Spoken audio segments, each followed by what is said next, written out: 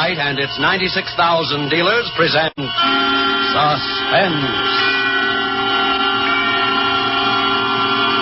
Tonight, Autolite brings you Too Hot to Live, a suspense play starring Mr. Richard Widmark.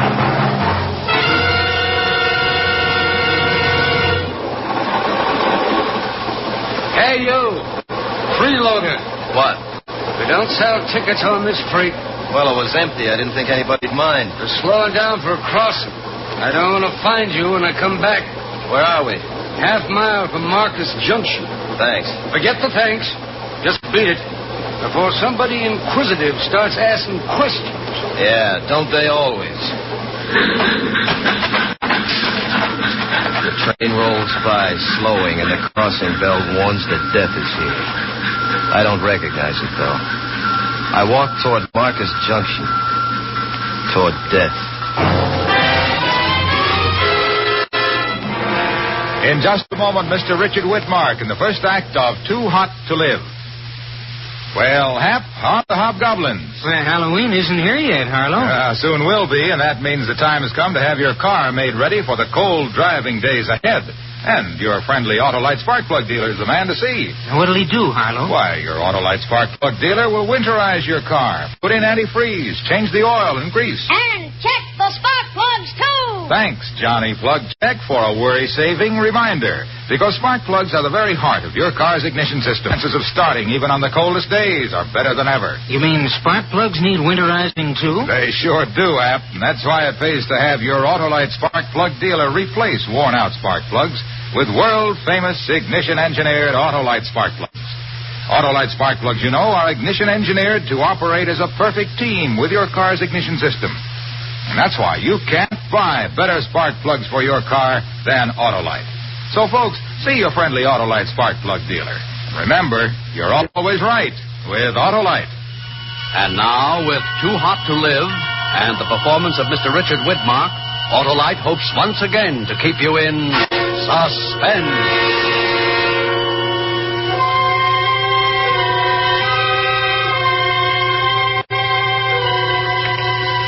The sun is 11 o'clock high and starting to pucker the tar road leading into Marcus Junction. I'm heading in. Sweat's beginning to streak through the old suntan uniform, and my shoes are stuck in tar every time I lift them. The sole of one boot busts loose and starts flapping against the road. That's bad. A drifter needs a good pair of shoes, and I'm on the drift. Marcus Junction, no different than 1,000 others like it. About a mile square of small buildings all pasted together. I walk a couple of blocks without finding a shoemaker. The town's almost empty this Saturday morning. And then a door opens ahead of me and a big man steps out. Really big both ways. Big high, big wide. He's wearing steel-rimmed glasses screwed up tight above the pug nose of his round face. And 6 full inches of hat brim circle the pink flesh like a halo. Why, good morning, son. My name's Benjamin. Benjamin Maxwell. Well, good morning, Mr. Maxwell. Benjamin, son. Call me Benjamin. That's the handle that shakes this pump. What's yours, boy? Jeff Casey. Jeffrey or Jefferson? Jefferson. Jefferson. That's a good name. Yeah. Now, look, don't think I'm changing the subject, but where can I get this fixed, Benjamin? Well, pretty socks. Yeah, they are at that. But who'll take care of this shoe? I'm going down to Stacy's for a Coke. Shoe fixture's right next door. Come along, Jefferson. As we turn to walk, I see his left side, gun holstered high up on his hip, and a gold star with the word sheriff glinting in the sunlight. Still wearing your old army clothes. I hear those duds wear like iron. You just throw them away when they start to rust. Uniforms wear forever. These have seen their last war. What were you in, boy? Air Corps, captain. Pretty uniform, sweet pay, and lots of respect. You miss it, Jefferson? Maybe I do. What are you looking for now? I'm not looking for anything, just living, more or less. Oh, man ought to find more to do with his life than that. It's all the same to me. I could die today and it wouldn't make any difference. You got a bad taste in your mouth, but you'll spit it out someday. Say, how do you like this weather? If it gets any warmer, it'll be almost too hot to live. In a manner of speaking, you understand? Yeah, I understand. Here's the shoe repair. I'll be next door. Leave your shoes and waddle in on them pretty socks of yours. I'll buy you a drink. Coke or coffee? The shoemaker tells me that my shoes will take a couple of hours, so I start next door to join Benjamin. I don't know, maybe I'm feeling pretty good, but I pull an old schoolboy trick of mine. I take off my socks, roll them up, and throw them on the counter with my shoes. Then I walk outside to feel the cool, shaded cement prickle up through the bottom of my bare feet. Through the store window next door, I see the 4 people in the restaurant. Benjamin waves for me to come in. Inside the entrance, a blonde waitress is arguing with a tall sliver of a man who's showing about 3 inches of wrist and shin bone below the edges of his clothes. The squat, moon-faced grill man has his pop eyes focused intently on the argument. I go in, walk over to Benjamin, and sit on the next stool. Oh, Jefferson. Hi, Benjamin. Came for that coffee. In a minute. Rachel's about finished. Try it somewhere else, Pop. Let me alone now. I'm busy. And all her sins must find her out. She's a Jezebel and hidden only to the devil. Yeah. You'll find it on the menu next week. Now find yourself a street corner. Get it out of your system. You are bad. Bad beyond all hope. See you around, Pop. I don't hope. The girl plays rough. Oh, that's just Rachel's way, Jefferson. I see you lean to bare feet. What's your friend having, Buster? Benjamin, Rachel. Maybe smart to tack nicknames on people, but my folks figured me for a Benjamin, and I'd like it that way. Sure, Buster. What'll it be, soldier? Black coffee, lady. And don't let the uniform throw you. I'm no soldier anymore. The Hollywood line of her mouth twists up into a lopsided kind of inviting grin as she turns to get the coffee. I watch the dark shadows that follow the rippling lines of her uniform as she moves. Rachel is quite a woman. All woman. Coffee. Barefoot. Like you, soldier. Your friend's real pretty, Buster. You think everybody's pretty. He's a doll. You'll be around long, soldier? Long enough to get my shoes fixed, Rachel. Rachel. You know, that name doesn't go with you. It's a name. Too bad you're moving on soon. New faces are scarce around here. Especially one like yours. Well, I've got some law to enforce. Will I see you before you go, Jefferson? I'll find you, Benjamin. Do that, boy. I'm afraid to face that heat out there. Now, you behave yourself, Rachel. Yes, well. You like playing it tough? Under it all beats a heart of gold. Mm-hmm. Tell me what it's like in the world outside, soldier. Hey, Rachel, why don't you put up some more coffee? Tend to your bacon, lover. I got company. Your boyfriend? Another boy there? No, that's Kenny. He's keeping company with a hot grill. You oughtn't to talk about me like that, Rachel. Not very nice. Well, then don't bother me while I'm with my friends. Hey, soldier, I'm off about now. Let you and me go out to the carnival for a couple hours, huh? Hey, you let her alone. Don't you go with her. You hear? Yeah, I hear, Kenny. Well, I'd like to, Rachel, but how do I go barefoot? Oh, forgot. Got any other ideas? Yeah, matter of fact, I live upstairs over this greasy spoon. Let's go up and mix ourselves something cool while we wait for your shoes. You can't do that. It isn't nice. It don't look right. Don't it? Come on, let's go, Rachel. Don't you? No, you can't. I'll stop you. Go hash some potatoes, lover. My arm, soldier? No, Rachel. Hey, look, I'll get someone to tend here. I'll come right up. You do, and I'll barbecue you on your own grill. We go out, and my feet scruff over the shaded pavement as we pass through the doorway on the left. I follow her up a flight of stairs and into a small box-like apartment. Living room, bedroom, kitchen, and bathroom. Be it ever so humble, this is home. Let's kick out a wall or something. The windows don't help much, but the drinks will. Hey, why do you have to lean into the kitchen? Why not just walk in? Fresh varnish on the floor. The heat don't let it dry. It's a long reach for a long drink. It's a long day. Well, here you go, soldier. Don't you believe in mixing anything with your liquor? What for? The cubes will melt. What do we drink to, soldier? The heat. The heat. Cools you off, don't it? It burns its way down my stomach and explodes. That's my good. pores open and the soldier. perspiration oozes down. Here, let's have another. She's still talking, but I'm going numb. Let's drink The tonight, heat, honey. no food I shouldn't be drinking. You're really Who cares? I'm getting foggy. She's drifting closer. I don't know who kisses who first. Bitter tears, tears of loneliness and regret. Let's drink to Everything's us. moving around like feathers in a high wind. You're real. And sometimes one drifts in through the fog.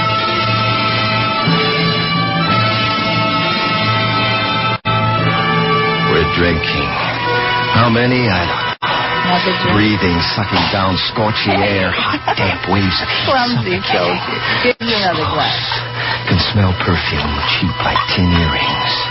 Black rolling in, black velvet. And the shimmering heat, wavering like plucking a taut string. Wavering, wavering, wavering.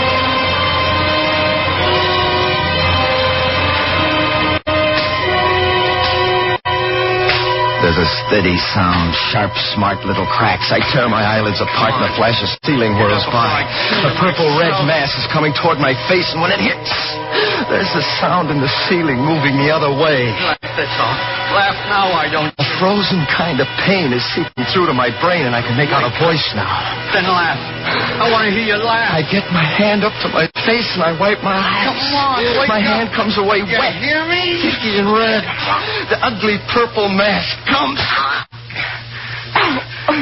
Awake now? Swell. I got something for you. Leave me alone. There, in the corner of the kitchen. See how she's lying there? Take your hands off me. How I found her. You beside her, your filthy hands still tied around her throat. What's the matter with my hands? They're sticky. That's varnish and blood, your blood. See that knife in her hand? She cut you trying to stop you. You killed her. You killed Rachel.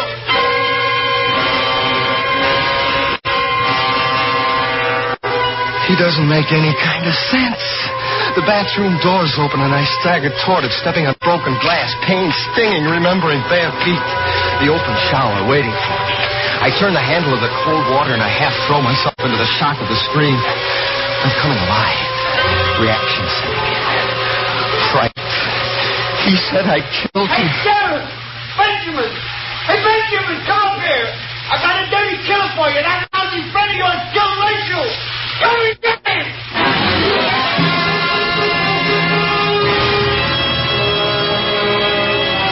Kenny shouting out the window in the other room to Benjamin. I gotta get away. I gotta think. What's happened? What? I get through the bathroom window out into the glare of the sun. My feet hit the scalding tar of the marquee. I scramble across it, drop to the street. A narrow alley, and I'm running down it toward the fence that blocks off the far end. A garbage can near the fence and a woman putting something into it. I jump, reaching for the fence. What do you think you're doing? Let me go! Let go! Pick up that garbage, you Let crazy. go! I didn't do it! What do you mean? I saw you kick it over. I'm not going to clean up that mess. I didn't kill her! Take your hands off me! Why would I kill Rachel? Why would you kill... All right, Jefferson. Come along and tell me why you killed Rachel.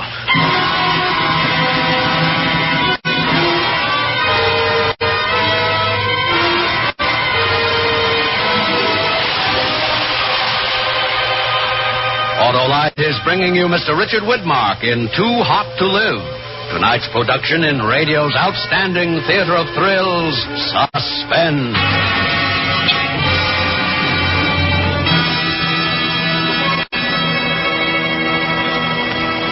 Hey, Hap, did you hear about the wise witch? What about her, Harlow? She brought her broom in for a tune-up. The Autolite spark plug dealer tightened the straws, tightened the handle. And check the spark plugs, too. He would have if that broom had him, Johnny Plugcheck. Spark plugs are the heart of a car's ignition system. One of the keys to efficient engine operation. And did the witch understand, Harlow? Why, sure, Hap. Being a sage sorceress, she knew all about ignition-engineered Autolite spark plugs. The spark plugs that are world famous for quality and dependability. Why, she even knew that Autolite spark plugs are used as original factory equipment on many leading makes of America's finest cars and trucks. Did she know it pays to have spark plugs winterized, too? She sure did, Hap. And she knew the place to go was to her friendly Autolite spark plug dealer.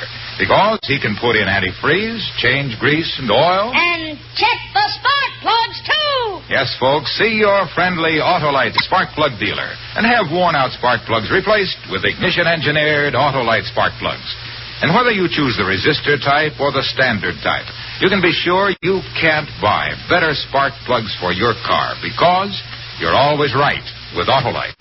And now, Autolite brings back to our Hollywood soundstage Mr. Richard Widmark in Elliot Lewis's production of Too Hot to Live, a tale well calculated to keep you in suspense.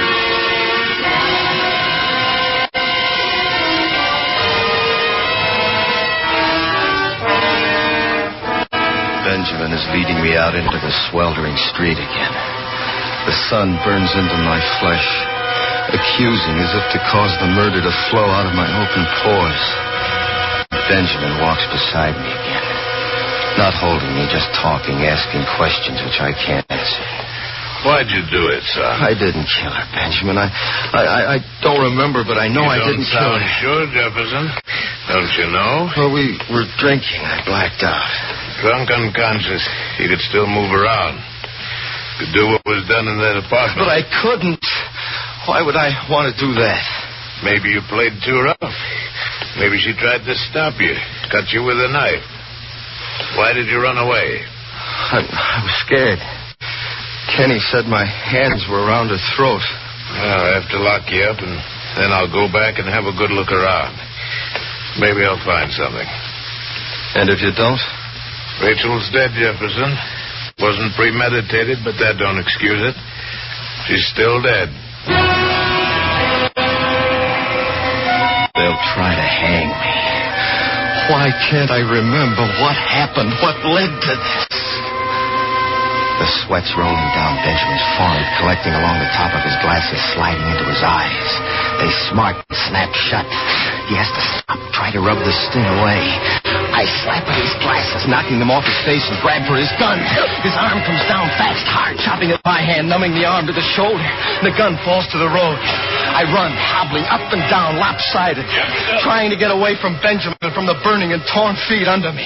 Come back. You can't get far. I'll get you anyway. I'm running again down the burning streets, out to the end of town toward the railroad. I run till my legs slide away from under me. And then I crawl, dragging a body that has no feet. A dead weight that robs my arms of their strength. And finally, steel rails glisten ahead as I lay sprawled out. My heart and lungs going crazy in my body. Something starts down in my chest, spreads up to my throat, spilling out of my mouth. I've had enough.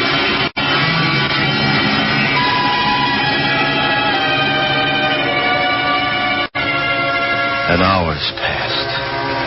The sun is moving away toward the west. No trains have passed, but it's all right. I know what I have to do now. Find Kenny. And one way or another, force him to tell the truth. For he must be lying. I lick my handkerchief and I wipe the dried blood off my hands and feet. I comb my hair, I throw away the army shirt and move back to town. Stepping gently, I make my way up the back streets to the restaurant. Pulling my pants down low to cover as much of my bare feet as possible, I step inside. There's a stranger behind the counter. Well, howdy. Hi. Say, where is everybody in this town? Almost around at the carnival. Some are looking for a killer roaming around. Yeah, I heard about him. Heard he was picked up a couple of miles out. Good deal. You know, Rachel worked here. Yeah, I know. Say, where's Kenny? Oh, he's out at the Clovis place. He wanted to be the one to tell Rachel's folks about, you know. Sure. Well, I guess I ought to go out there and pick him up. I don't know the place too well. How do I get there? Just follow this road down. About a half a mile out of town, you'll find a dirt cutoff. Can't miss the mailbox. Thanks. Say, if you miss him, who'll I say was asking? Just tell him his cousin Jim was here. Well, pleased to have met... Hey, you ain't wearing shoes. You're the one. You're the killer.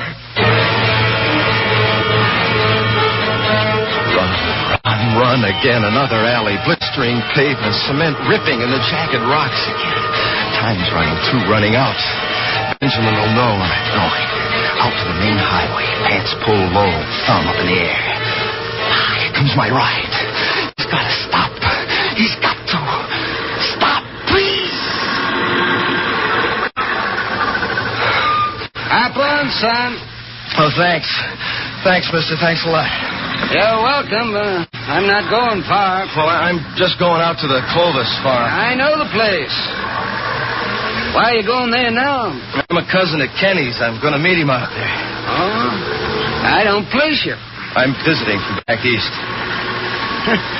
You're not wearing shoes. Yeah, it's a silly thing, isn't it? I lost my shoes while wading barefoot in the stream. Didn't help my feet, eh? What stream is that, fella? Well, you know the one. I don't know the name of it. It's out there in the woods. Oh, yeah. I think I know the one. Yeah, this is the dirt road you want. The house is over the rise. Thanks again. I'll see you. I limp up the rising dirt path. At the top, I turn for a look at my ride. He's swinging around toward town. Benjamin will get to me, and soon. An old two-storied farmhouse rises out of the cleared fields around me. A big gray barn stands off near the house, and 2 old cars are sitting empty behind it. Kenny's got to come to one of them. I'll wait. Time. Still running out and away from me. Little shimmering waves of heat rise off the tin hoods of the cars. Here he comes. Now or never. Help! Quiet! Quiet or I'll break you. I want the truth, Kenny. The truth. I have to kill you for it. I didn't kill Rachel. You did! I didn't. You killed her. You were crazy jealous. Oh, yes! You came to check up. You found us drunk and you got wild. You killed her. I didn't. I can prove it. How can you prove it? That wasn't 3 minutes from the time I left the restaurant and the time I called Benjamin. Not enough time to get up there, kill her, and bring you around. 3 minutes. I can prove it. That's all the time. You did it. You have cut hands from a knife. Those hands were still around her throat when I came in. You killed Rachel.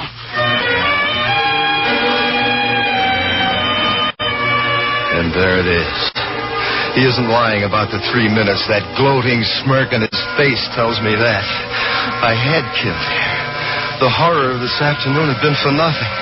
I tried to save my life, and instead I proved myself guilty. Tied the rope finally and for all time around my neck. Shoot him! Don't just stand there. Shoot! He's the man who killed your daughter. He stands there watching. The gaunt sliver of a man with shins and freshly scarred wrists exposed below the edges of his clothing. A double-barreled shotgun is cradled in his arms, but he just looks at me. A wild fire striking out of the black pupils of his eyes. Shoot him! He killed your daughter! He killed Rachel! So you're her father? I thought it was just another nickname. She was no daughter of mine. She was born to me, and I named her Rachel from the Bible. But she was the daughter of Satan. I'm sorry, Mr. Clovis. Go on, shoot him! Because of him, Rachel's dead! Turned away from me, but within me the voice was strong. I followed her, begging, to the place where she lived. I'm sorry. I was drunk, in crazy. that apartment, the stench of drink like an evil cloud. You lying there, drunk with the devil's fever. You were there. Shut up, you crazy old fool. And it came to me like a voice from on high. And I knew what I must do. You killed her. It wasn't me, it was you. Now you did it. Why couldn't you give your mouth shut? And you knew he did it, Kenny. You tried to make me believe that I'd been the one. Why? You and tramps like you. Always keeping her from me. Coming along every time. I couldn't know this, Kenny. You didn't care. You laughed at me. You made Rachel laugh at me. I passed the old man when I went up. I knew as soon as I walked into the room. You tried to blame it on me. Well, why not? It wasn't the crazy old goat who killed her. Now you killed her. And you'll die for it. Give me that gun, old man. No, Kenny, not now. Come on, turn around, soldier. No. Turn around and see it when it happens. Put up your gun, Kenneth. No. No.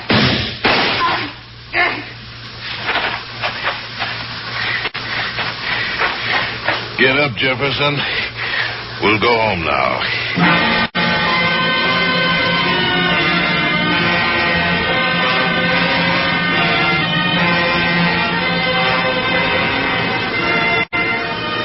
The sun is moving down low in the skies, and a cool, light breeze has come up from somewhere. I'm leaning back on the front seat beside Benjamin, breathing deeply, evenly, feeling the goodness of just living seep through. In the back seat, old man Clovis sits staring ahead, not even aware of the blanket-wrapped body of Kenny lying on the floor at his feet. If you hadn't been so eager to run, I could have saved your feet a lot of wear. I knew you weren't a murderer, son. You knew? I went back to the apartment. Old stories there, in the varnish on the kitchen floor. No bare feet around the body, but lots of hobnailed boot prints. You cut your hand on broken glass in the living room. It bled. And I was running. Well, you can stop running now, son. Stay here in town with us, huh? There's lots for you to do. Thanks. Well, it's been quite a day, Benjamin. Sure has been a scorcher. Glad to see the sun going down. On a day like this, it's almost too hot to live. No, don't say that, Benjamin. It never gets that hot.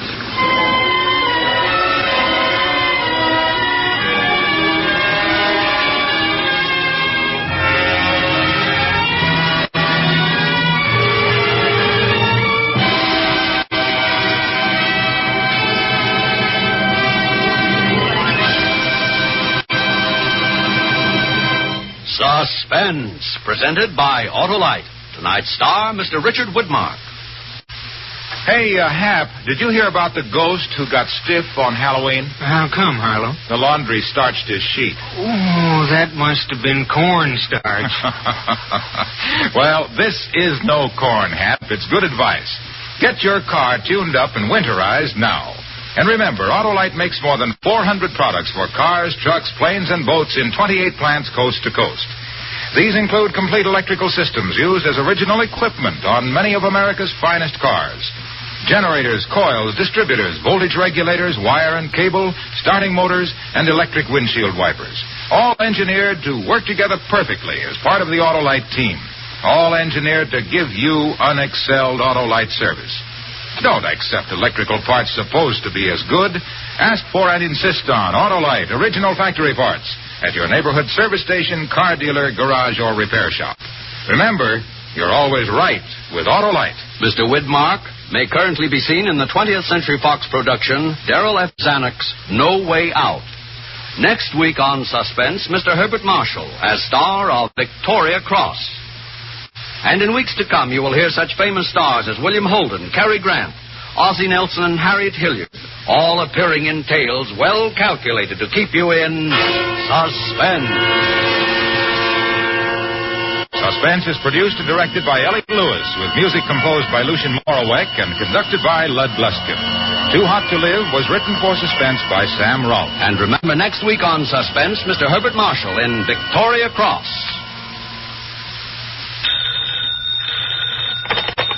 You can buy world-famous Autolite resistor type or standard type spark plugs, Autolite stateful batteries, Autolite electrical parts at your neighborhood Autolite dealers.